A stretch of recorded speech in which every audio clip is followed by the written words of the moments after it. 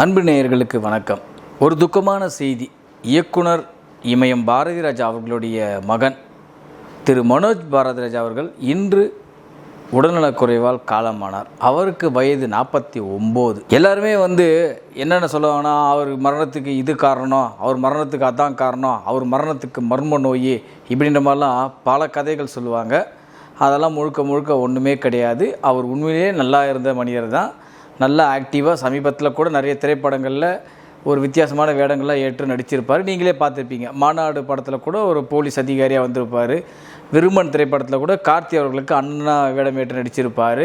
இதெல்லாம் நீங்கள் பார்த்துட்டு தான் இருக்கீங்க. சமீப காலத்தில் அவர் எந்த விதமான நோய்வாயோ எதுவுமே படலை. உண்மையை சொல்லப்போனால் திடீர்னு வந்த ஒரு மாரடைப்பு தான். மாரடைப்பு காரணமாக தான் அவர் உயிரிழந்திருக்காரு. வேறு ஒரு காரணமும் இல்லை. மாரடைப்பு இயல்பாகவே கிட்டத்தட்ட குடிப்பழக்கம் இருக்கிற நபர்களுக்கு 90% வர்றதுக்கு அதிக வாய்ப்புகள் இருக்குது. இது ஒரு முக்கியமான ஒரு விஷயம். அவருக்கு குடிப்பழக்கம் இருந்ததா, அதனால தான் மாரடைப்பு வந்ததா அப்படின்ற மாதிரிலாம் பல பேர் செய்திகளை கிளப்புவாங்க. அதெல்லாம் நமக்கு தேவையில்லாத ஒரு விஷயம். உண்மையை சொல்லப்போனால் அவருடைய டைம் இந்த மண்ணில் முடிஞ்சிடுச்சு அப்படின்னு தான் சொல்லணும். சரிங்க, மனோஜ் பாரதிராஜா என்னங்க பெருசாக சாதனை பண்ணிட்டாரு, அவர் என்ன பெரிய நடிப்பு திரையுலகில் என்ன இது பண்ணிட்டார் அப்படின்ற மாதிரி பல பேர் பல கேள்விகள் எழுப்புவாங்க. உண்மையை சொல்ல போகிறேன், கடைசி வரை எப்படியாச்சும் நம்ம முன்னேற முடியாதா அப்படின்னு போராடிய நடிகர்களில் ஒரு முக்கியமான நடிகரும் திரு மனோஜ் பாரதிராஜா அவர்கள்.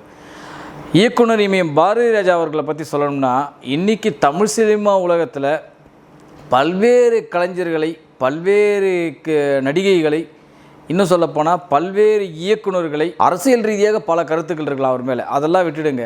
ஆனால் அவர் எடுத்த படங்கள் எல்லாமே வெள்ளி விழா கண்ட படங்கள் தான் நிறைய. குறிப்பாக சொல்லப்போனால் இயக்குநர்களையே அதிக வெள்ளி விழா கொடுத்த இயக்குனர்னா ஐயா பாரதிராஜா அவர்களை சொல்லலாம். 16 வயதினிலே, முதல் மரியாதை, கிழக்கே போகும் ரயில், டிக் டிக் டிக், சிகப்பு ரோஜாக்கள், பல படங்கள் சொல்லலாம். அவர் அதாவது தமிழ் சினிமா உலகத்தில் முன்னணி கதாநாயகர்களை வச்சு எடுக்காத படமே இல்லைன்னு கூட சொல்லலாம். அந்த அளவுக்கு ஒரு பிரம்மாண்டமான ஒரு இயக்குனர். அவரது மகன் திரைப்படத்தில் அறிமுகமாகிறாரு அப்படின்னு சொல்லும்போது ஒரு பெரிய எதிர்பார்ப்பு இருந்தது. அந்த படம் தான் தாஜ்மஹால். அந்த படத்தில் தான் முதலாக மனோஜ் பாரதிராஜா அவர்கள் அறிமுகமான தமிழ் திரையுலகத்திற்கு. அந்த வகையில் பார்க்கும்போது அந்த திரைப்படம் நல்ல விமர்சனமும் நல்ல பாடல்கள் மூலமாகவும் பெரிய வரவேற்பை பெற்றது. ஆனால் இருந்தாலும் அந்த படம் சரியாக போகவில்லை வசூல் ரீதியாக என்பது தான் உண்மை. பட் இருந்தாலும் பாரதிராஜா மகன் முதலாக அறிமுகமாகிற திரைப்படம் அப்படின்றதுனால பெரிய எதிர்பார்ப்புக்கிடையே அந்த படம் வெளியாகியது. எதிர்பார்ப்பை பூர்த்தி செய்தால் கேட்டிங்கன்னா நிச்சயமாக அதை பூர்த்தி செய்யலை. ஏன்னா எப்போவுமே இங்கே பாருங்கள், தமிழ் சினிமா உலகத்தில் பெரிய பெரிய ஜாம்பவான்களோட வாரிசுலாம் பாருங்கள் பெரிய லெவலில் டெவலப் ஆகிருக்க மாட்டாங்க. அதுக்கு என்ன காரணம்னு ஒன்றும் புரியல. ஏன்னா பெரிய பெரிய இயக்குநர்களாக இருப்பாங்க, அவரது வாரிசுகள் பாருங்கள் பெரிய லெவலில் ஜொலிக்க முடியல. என்ன காரணம்னு தெரியல. ஆனால் அந்த காலத்தில் பார்த்தீங்கன்னா ஒரு சாதாரண ஆக்டராக இருந்திருப்பாங்க, ஒரு சாதாரண டைரக்டராக இருந்திருப்பாங்க. அவரது மகன்கள்லாம் பார்த்தீங்கன்னா இன்றைக்கி பெரிய லெவலில் இருக்காங்க. ஸோ இது திறமை தான் காரணம். நம்ம திறமை அதுக்காக யாருமே நம்ம குறைச்சி எடை போட முடியாது. ஆனால் நடிப்புக்கு பல்கலைக்கழகமான ஒரு இயக்குனர் யாருன்னா பாரதிராஜா அவர்கள். அவரது மகனை கடைசி வரைக்கும் ஒரு முன்னணி நடிகராக மாற்ற முடியலையே என்ற வருத்தம் பாரதிராஜா அவர்களுக்கு மனக்கவலை இருந்து தான் இருக்குது. அது இல்லைன்னு மறுக்கவே முடியாது. ஏன்னா நாம் எத்தனை கலைஞர்களை உருவாக்கியிருக்கோம், எத்தனை நடிகைகளை உருவாக்கியிருக்கோம், எத்தனை பேரை நம்ம அறிமுகப்படுத்தியிருக்கோம். இன்றைக்கி எடுத்து பாருங்கள், பாரதிராஜா அறிமுகப்படுத்துகிறவங்க தான் இன்றைக்கி நிறைய பேர் இருப்பாங்க தமிழ் இண்டஸ்ட்ரிக்குள்ளே. நம்ம காமெடிக்கே கொடிக்கட்டி பிறந்த கவுண்டமணி அண்ணன் அறிமுகமானது ஐயா பாரதிராஜா படத்தில் தான். பல நடிகைகள் சொல்லலாம், ராதிகாவிலிருந்து பல நடிகைகள் சொல்லலாம். எல்லாரையுமே அறிமுகப்படுத்துறது யாருன்னா ஐயா பாரதிராஜா அவர்கள் தான். ஏன்னா இன்றைக்கி பார்த்திங்கன்னா அவர் மூலமும் வந்த இயக்குநர்கள் எவ்வளோ இயக்குநர்கள் தெரியுமா? பாக்யராஜ், பார்த்திபன், பாண்டியராஜன், பல இயக்குநர்கள் பாரதிராஜா கிட்ட அசிஸ்டன்ட் டைரக்டராக ஒர்க் பண்ணவங்க தான். ஸோ அந்த அளவுக்கு பாரதிராஜாவுடைய திறமை பெரிய லெவலில் பேசப்பட்டது. தமிழ் திரையுலகத்தில் முக்கியமான ஒரு 20 பேர், ஒரு 10 பேர் எடுத்தோம்னா அதில் நிச்சயமாக ஐயா பாரதிராஜா அவர்களுக்கு ஒரு தனி இடம் உண்டு. அவரது மகன் டெவலப் ஆவார்னு பல விஷயங்களில் போராடி பார்த்தாரு. ஆனால் அது எதுவுமே ஜொலிக்க முடியல. கடைசி வரை என் பையன் எப்படியாச்சும் சினிமா துறையில் பெரிய ஆள் ஆகணும், பெரிய ஆள் ஆகிடுவார் அப்படின்றது எதிர்பார்த்தாரு. கடைசி வரை அந்த மனோஜ் பாரதிராஜா அவர்களால் பெரிய நடிகராகவோ ஒரு திரையுலகில் தனக்குன்னு ஒரு தனி இடத்த பிடிக்கிற அளவுக்கு வாய்ப்புகள் கிடைச்சா கேட்டிங்கன்னா நிச்சயமாக இல்லை அப்படின்னு தான் சொல்லணும். இருந்தாலும் அவரும் ஒரு சிறந்த நடிகர் தான், மறுக்க முடியாத விஷயம். ஏன்னா அவரது ஒரு திரைப்படத்தை நான் பல முறை பார்த்துருக்கேங்க. அந்த படத்தில் அவருடைய நடிப்பு அபூர்வமாக இருக்கும். அந்த திரைப்படம் தான் அல்லி அர்ஜுனா. சரண் அவர்கள் இயக்கத்தில் அந்த படத்தில் அவர் நடிச்சிருப்பார் கதாநாயகனா. ஒரு வித்தியாசமான ஒரு நெகட்டிவ் ரோல் அந்த படத்தில். உண்மையை சொல்லப்போனால் அந்த ஒரு படம் தான் அவர் நடித்த படத்திலேயே அதிக நாட்களும் வெற்றி பெற்ற ஒரே திரைப்படம். உண்மையை சொல்லப்போனால் அந்த திரைப்படத்தில் அவரது அபார நடிப்பு பெருசாக பேசப்பட்டது. ஒரு நெகட்டிவான ரோலு சூப்பராகவே பண்ணியிருப்பார். ஆனால் பாரதி ராஜா மகன் மனோஜாங்க இது அப்படின்ற மாதிரி ஆச்சரியப்பட அளவுக்கு அந்த படத்தில் அவர் பண்ணியிருப்பார். யாராச்சும் பார்க்கலாம் கூட யூடியூப்பில் அந்த படம் இருக்குது, அல்லு அர்ஜுனான்ற ஒரு திரைப்படம். தயவுசெய்து போய்ட்டு பாருங்கள். அந்த படம் அவ்வளோ சூப்பராக இருக்கும். உண்மையாக சொல்ல போகிறேன், சரண் அவர்கள் பக்காவாக கையாண்டிருப்பார் மனோஜ் பாரதி அவர்களை. யாரையுமே நம்ம வந்து குறைச்சி இட போட்டுற முடியாங்க. எல்லாருக்கிட்டையுமே ஒரு தனி திறமை இருக்கும். அந்த வகையில் மனோஜ் பாரதி அவர்கள்ட்டையும் தனித்திறமை இருந்தது. பட் ஏன்னா சாதாரண ஒரு டைரக்டரோட மகன்களே இன்றைக்கி எவ்வளோ பெரிய ஆளாக இருக்கும்போது டைரக்ஷனுக்கே கிங்குன்னு சொல்லலாம்.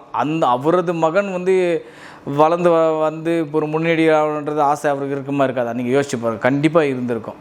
அந்த வகையில் பார்க்கும்போது அவர் கடைசி வரை எப்படியாச்சும் என் பையன் முன்னேறிடுவார் என் சினிமா துறையில் அப்படின்னு நினைக்கும்போது நடுவில் நிறைய படங்கள் பண்ணக்கூட இல்லை. அவர் திடீர்னு பார்த்தீங்கன்னா மாநாடு திரைப்படத்தில் ஒரு இன்ஸ்பெக்டர் ரோலுக்கு வந்திருந்தார், நீங்களே பார்த்துருப்பீங்க. அதுக்கப்புறம் விருமன் திரைப்படத்தில் கார்த்திக் அண்ணன் அடிச்சப்போ பார்த்துருப்பீங்க. பல வெற்றி படங்களும் அவர் கொடுத்துருக்காருங்க, கொடுக்க முடியாமல் இல்லைங்க. ஆனால் சோலோவாக வந்து அவரால் ஜொலிக்க முடியலையே அப்படின்ற ஒரு ஏக்கம் தான் இருந்தது. ஏன்னா சமுத்திரம் திரைப்படத்தில் சரத்குமார் அவர்களுக்கு தம்பியாக அடிச்சிருப்பார், நீங்கள் பார்த்துருப்பீங்க. அந்த படமும் பெரிய ஹிட்டு. பட் ஒரு சோலோவாக தனி ஹீரோவாக நின்று நம்மளால் சாதிக்க முடியலையேன்ற வருத்தம் அவரது தந்தைக்கு இருந்துகிட்டு தான் இருந்தது. ஏன்னா அவர் கூட இப்போ உடல்நிலை சரியில்லாமல் தான் இருக்கார். அந்த வகையில் பார்க்கும்போது மனோஜ் பாரதி ராஜா அவர்களுடைய ஆத்மா இறைவனிடம் சாந்தடையணுன்ட்டு நம்ம சேனல் சார்பாகவும் என்னுடைய சார்பாகவும் உங்களுடைய சார்பாகவும் நிச்சயமாக நம்ம வந்து பிரார்த்திப்போம். மனோஜ் பாரதி ராஜா உண்மையிலே சொல்லப்போனால் இயக்குனருக்கெல்லாம் தனி முத்திரை பதித்த ஒரு இயக்குனருடைய மகன் இறந்தது தமிழ் சினிமா உலகத்துக்கும் சினிமா ரசிகர்களுக்கும் ஒரு பேரதிர்ச்சியான ஒரு செய்தி தான். பட் என்ன இருந்தாலும் அவருடைய டைம் முடிஞ்சு போயிடுச்சு. நம்ம அவரை பற்றி மேற்கொண்டு எந்த விஷயமும் வந்து இதுதான் காரணம் அதுதான் காரணம் நம்ம சொல்ல இயலாதுங்க. உண்மையிலே சொல்லப்போனால் மனோஜ் பாரதி ராஜா அவர்கள் ஒரு சிறந்த கலைஞர் தான், அதில் எந்த விதமான மாற்று கருத்துமே இல்லை. ஏன்னா அவர் எங்கேருந்து வந்தார், எந்த ஃபீல்டிலேருந்து வந்தார், எந்த அரங்கிலேருந்து வந்தார்ன்றது உங்கள் எல்லாருக்குமே தெரியும். பாரதியோட ஸ்டூடெண்ட்டா அப்படின்னும் போது தமிழ் சினிமாவில் தான் ஒரு தனி மரியாதை இருக்கும். அந்த வகையில் பார்க்கும்போது பாரதி ராஜா அவருடைய மகனா அப்படின்னு சொல்லும்போது எந்த அளவுக்கு அவருக்கு மரியாதை இருக்குன்னு கொஞ்சம் யோசித்து பாருங்கள். பல போராட்டங்கள், பல இன்னல்கள், பல சிக்கல்கள் இதெல்லாம் சந்தித்து ஏதோ நம்மளால் முடிஞ்ச அளவுக்கு முன்னேற துடிப்போம் அப்படின்ற விதத்தில் ட்ரை பண்ணார். பட் இறுதி வரை அவரால் முடியல. பட் இருந்தாலும் அவரது நடிப்புக்கு ஒரு தனி இலக்கணம் கொடுத்த திரைப்படம் அல்லி அர்ஜுனா இன்னமும் யூடியூப்பில் இருக்குது. இந்த படம் தயவுசெய்து போய்ட்டு பாருங்கள், உங்களுக்கே தெரியும். சார் இப்படி ஒருப்பட்ட கலைஞரை நம்ம மிஸ் பண்ணிட்டுமே நிறைய பேர் வந்து ஃபீல் பண்ணுவீங்க. அந்த அளவுக்கு வந்து அவர் பர்ஃபார்ம் பண்ணியிருப்பார். சாதாரணமாக நம்ம யாருமே குறைச்சி எடை போட்டுறவும் முடியாது. எல்லாருக்கிட்டையுமே ஒரு தனித்திறமை இருக்கும். அந்த வகையில் அவருக்கும் தனித்திறமை இருந்தது. பட் என்ன இசுவோ லக்கா இல்லை என்னவா இல்லை பேட் டைமா என்னன்னு ஒன்றும் புரியல. பட் அவரால் கடைசி வரை முன்னேற முடியல. பட் என்ன இருந்தாலும் அவரது ஆத்மா இறைவனிடம் சாந்தி அடையணுன்ட்டு வேண்டி விரும்பி பிரார்த்திக்கொள்வோம். மீண்டும் வேறு நிகழ்ச்சியில் உங்களை சந்திக்கிறேன். நன்றி, வணக்கம்.